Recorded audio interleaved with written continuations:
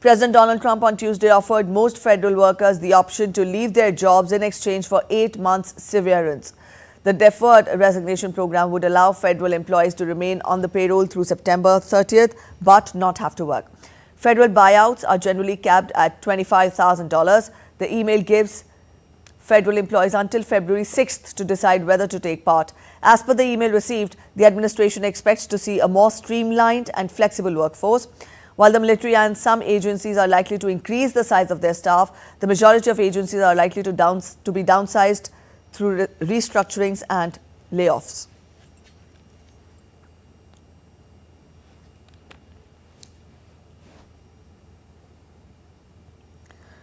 All right, in a while from now, we'll be joined in by our correspondent Anil Thomas, who will help us understand the developments in the US better. President Donald Trump's attempt to freeze hundreds of billions of dollars in a federal aid was temporarily blocked in court on Tuesday. This was supposed to take effect at 22 GMT. Now, the judge blocked Trump's spending freeze as it would affect thousands of federal grant programs. Our correspondent Anil Thomas is there with us to get us more. Anil, good morning. Now, minutes before President Trump's proposal to suspend government funding was about to take effect on Tuesday, we saw that a federal court temporarily halted it. Help us understand, what does it entail? Who and what would this pause affect? Well, it's very much on the similar lines. If one takes a look at, the rule that was the change that Trump proposed, or the Trump administration proposed, especially when it comes to immigration, something very similar on the same lines as the argument built on. First, medical aid that people get. Secondly, it's about education when it came to immigration. Here, health and medical aid is something that we've spoken about that could run into a lot of logjam. I think the road ahead is bumpy for the Trump administration, looking at the, shock and awe kind of executive decisions that he's taken. But I think, there will be arguments and counter arguments that could be built. And I think he would have his work cut up, especially when it comes to understanding the legal implications of how this particular process will move about. I think at least Trump's team has got it sorted. I think it's for now an understanding to be arrived between the court, the petitioners and Trump administration when it comes to, making this work. It's a hard step, I can understand, but it's a step that Trump believes is a need of the hour. And I think when there is a need of the hour, you'll generally go with what the perception is.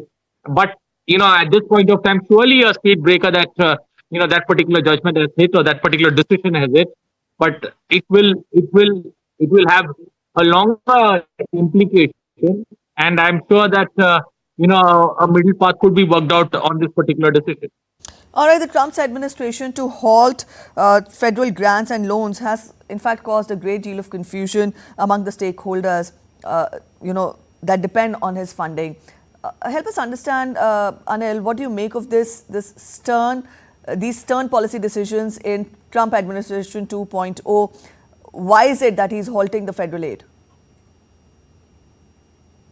Well, there are certain moves that the Trump administration has made. If you look at his first executive order, the first 10 orders that he signed, most of them were setting the house within America in order before he looked at, the external factors that need to come into play. I think internally he believes that there are a lot of grants that have been given that are of no use and they need to be curtailed, because you need to bring the cost down so that the cost of living for the common man becomes much simpler. And I think this particular offer to even resign till September that's being given to the employees of the federal government is an option that is, that is going to be utilized by many. This could also lead into more legal hassles for the Trump.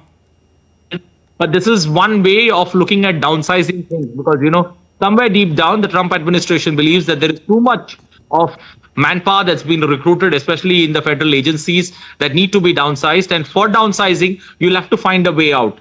Stopping grants could be one way, but stopping grants is something more like a knee-jerk reaction that you're looking at. But the overall idea is to downsize, to bring down manpower, especially in the within the federal employees. And I think that's the big idea that Trump has, especially when it comes to taking things forward or making America great again. All right, Anil, we'll leave it here. Thank you so much for joining in.